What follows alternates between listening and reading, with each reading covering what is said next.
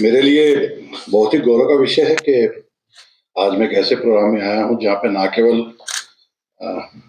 अनिल आर्य जी जैसे बहुत ही ईमानदार और कर्मठ पत्रकार को आज सम्मानित किया गया है, बल्कि ऐसे प्रबुद्ध जीवियों में बात करने का और सुनने का मौका मिला जो बातें जनरली आजकल नहीं सुनने को मिलती।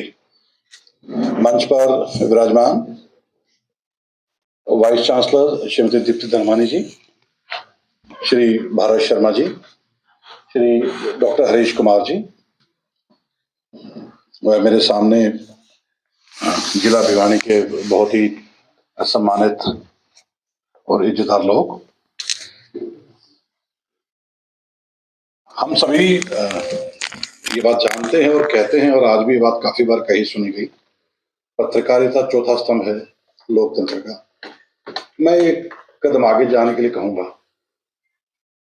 कि लोकतंत्र आने के बाद पत्रकारिता चौथे स्तंभ के लिए जाना जाता है, लेकिन अगर लोकतंत्र लाने की बात है तो पत्रकारिता एकमात्र स्तंभ है क्रांति पैदा करने का।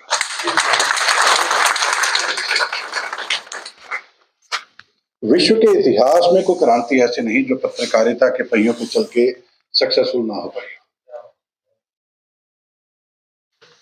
आज का विषय रहा पत्रकारिता कल, आज और कल। शायद मैं अपने आप को वो उचित व्यक्ति नहीं समझता कि इसके ऊपर बहुत बातें कहूं, लेकिन जितना भी सामाजिक जीवन में 20 साल की 22 साल की पुलिस की नौकरी में पत्रकारिता के साथ जो बहुत ही घनिष्ठ अच्छे खट्टे मीठे संबंध रहे, उसकी बातों पे कुछ एक देखा समझा जाना, ऐसे ऐसे महानुभाव भी मिले पत्रकारिता में जो अपने आप में एक लाइट हाउस बन के जिन्होंने पत्रकारिता को ना केवल एक दिशा दी, किसी भी दशा में रहते हुए अपनी दिशा नहीं छोड़ी। वो कहते हैं ना कि मैं अखबार हूं, मेरी औकात ही क्या है, मैं अखबार हूं, मेरी औकात ही क्या है, लेकिन शहर में आग लगाने के लिए काफी है। अरे क्या बात। तो इस तरह की सोच के पत्रकारिता से जुड़े लोग भी रहे कि सुबह उठते अगर अपनी दिनचर्या का पहला हिस्सा अगर है तो आज का अखबार है। वक्त बदल रहा है, वक्त के साथ पत्रकारिता के रोल में भी चेंजेस आए। खबर के अलावा पत्रकारिता और अखबार एक पब्लिक रिलेशन का माध्यम बनता गया। किसी अंग्रेजी के पत्रकार ने एक बात कही कि खबर केवल वो है जो सरकार आपसे छिपाए, बाकी सब तो पब्लिक रिलेशन है भाई। तो कब अखबार पब्लिक रिलेशन का एक कितना बड़ा जरिया बन गए कि वो कहते ना, कब मैंने एक कदम आगे लाइन क्रॉस की थी कि आज कमर्शियल एस्पेक्ट उसका बहुत बड़ा हिस्सा बन गई। और इसका फायदा नुकसान पे बात करने के लिए मैं कहीं से भी उचित व्यक्ति नहीं हूं, लेकिन ये बहुत उन लोगों के लिए जिन लोगों ने अपना जीवन इस पत्रकारिता को सौंपा था, जिनके आदर्शों से पत्रकारिता को एक मार्गदर्शन मिला था, उनके लिए कहीं ना कहीं दुखदाई जरूर है। तो ये आपके अपने आत्मचिंतन के लिए है, कोई कमेंट के लिए मेरी बात नहीं कही गई है, ये आपके अपने आत्मचिंतन के लिए है कि वो एक एक कदम जाके आगे कहां रुकना है।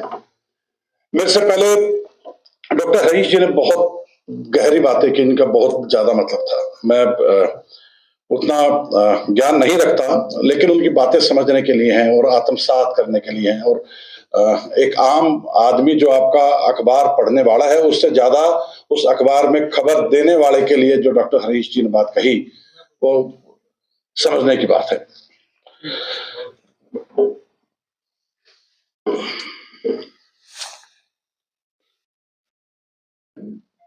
जैसे बहुत बातें यहाँ पे प्रिंट मीडिया और डिजिटल मीडिया की तरफ जो जाने का एक सफर है उसके बारे में हुई है, और ये सच्चाई है कि डिजिटल मीडिया और आने वाले वक्त में मैं कहूंगा आर्टिफिशियल इंटेलिजेंस ये भविष्य है। अच्छा लगे बुरा लगे, लेकिन ये होना है, हो रहा है और होके रहेगा। जो लोग इस चेंज के साथ किसी भी माध्यम में, किसी भी फील्ड में रहे हो, किसी भी फील्ड में का आप हजारों उदाहरण है, उसको बातें मैं उदाहरण देकर लंबी नहीं करूंगा। ये होगा, लेकिन इसमें दिक्कतें भी आएंगी, इसके साथ चैलेंजेस भी आएंगे। पत्रकारिता का मूल हमेशा वो खबरें पब्लिक तक पहुंचाना है जो ना केवल विश्वसनीय हो, सच्ची हो, लोगों में प्रेरणा के साथ साथ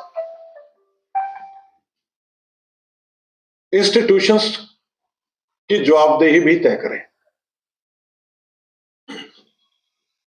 डिजिटल मीडिया में से बहुत चैलेंजेस आएंगे जहां पे केवल टेक्नोलॉजी के तौर पे झूठी खबरें ना केवल आपको बताई जाएंगी, वो इतनी बार बताई जाएंगी, इतनी चीख चीख के बताई जाएंगी कि सच्चाई और फेक न्यूज का जो गैप है वो एक आम और साधारण आदमी के लिए समझना बहुत मुश्किल हो जाएगा। और ये तभी संभव होगा जब गवर्नमेंट बॉडीज इसके ऊपर कोई ना कोई बात करें, कोई कानून बनाए, कुछ ऐसे रोड मैप तैयार करें जिसमें फेक, आर्टिफिशियल, मोटिवेटेड न्यूज को सच्ची न्यूज से या सच्चे इंस्टीट्यूशंस के द्वारा निकाली गई खबरों के बीच में एक फर्क क्लियर कट समझ में आ जाए। आज के टाइम कितनी ऐसी वेबसाइट हैं जो फैक्ट चेक के नाम पे फेक न्यूज को आइडेंटिफाई करती हैं, लेकिन क्या इन सभी की एक्सेस एक आम आदमी को है? मैं अपने जीवन काल में कितनी ऐसी खबरें व्यक्तिगत तौर पे जानता हूं कि जब सुबह वो चीजें सामने आई और बाद में जब एक रील के तौर पे उनको देखता हूं तो मैं कहता हूं यार 1% तो सच्चाई बताओ भाई, इसमें 1% भी सच्चाई नहीं है। लेकिन ये मैं हूं उस कोर ग्रुप में जो उस खबर की सच्चाई जानता है। वो आदमी जो उस कोर ग्रुप में नहीं है वो आज भी उसके बारे में वो बातें सच मान के उसके बारे में अपने ओपिनियन देता है, जो कितनी बार ना केवल समाज को एक सोच में नुकसान कर गई, दंगों तक कन्वर्ट हो गई।